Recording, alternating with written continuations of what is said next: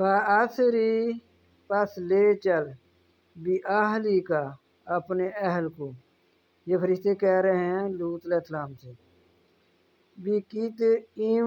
مِّنَ اللَّيْلِ رات کی کسی بھی حصے میں عذاب آنے والا ہے، تو آپ رات کے کسی بھی حصے میں اپنے خاندان کو جو مسلمان ہوئے ہیں ان کو ساتھ لے کر بِقِطْعٍ مِّنَ اللَّيْلِ رات کے کسی بھی حصے میں، وَاتَّبِعْ أَدْبَارَهُمْ اور آپ ان کے پیچھے رہنا، وَاتَّبِعْ